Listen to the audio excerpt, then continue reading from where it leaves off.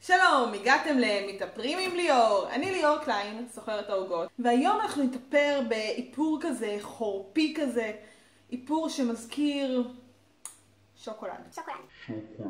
אז אני קניתי לי כמה ערכות. יש לנו את הערכת טייק אווי, ערכת גו. בואו נבדוק אותה. ערכת גו מגיעה עם ליפ קיט כזה נחמד, ומברשות שהן לא סבבה, קשות מדי.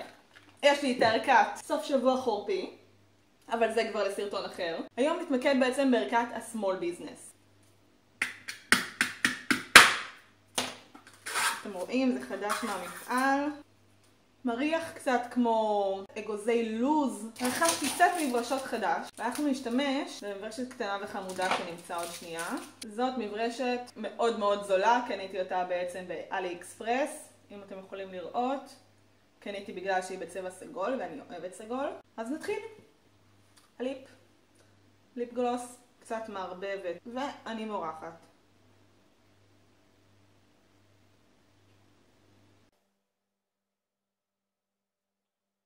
צבע מאוד חורפי.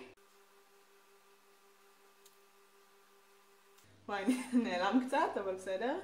הייתי בטוחה יותר כהה. עכשיו השפתיים. למעלה. יש כאלה קודם עושים את הלב, אחר כך עושים את הלמטה. כל אחת יכולה לעשות מה שבא לה, איך שהיא אוהבת. טוב, הייתי אומרת שזה צבע קצת ניוד.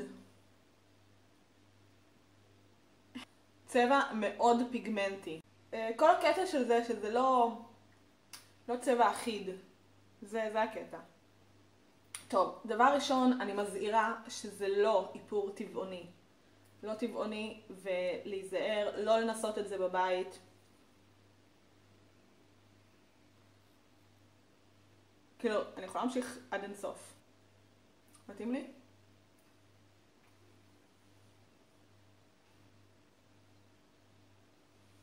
לא מייבש יותר מדי את השפתיים, מאוד חורפי, פיגמנט טוב, אני ממליצה.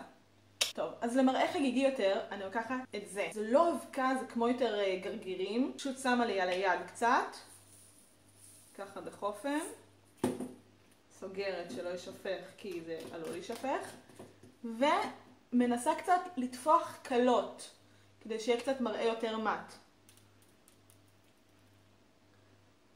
אם נכנס קצת לפה זה בסדר. זה לא טבעוני, אבל זה אכיל. אז כל המראה עכשיו מושלם. ואני מוכנה לצאת. זה לא כל כך עוזר לי לדיאטה, אבל אני נראית...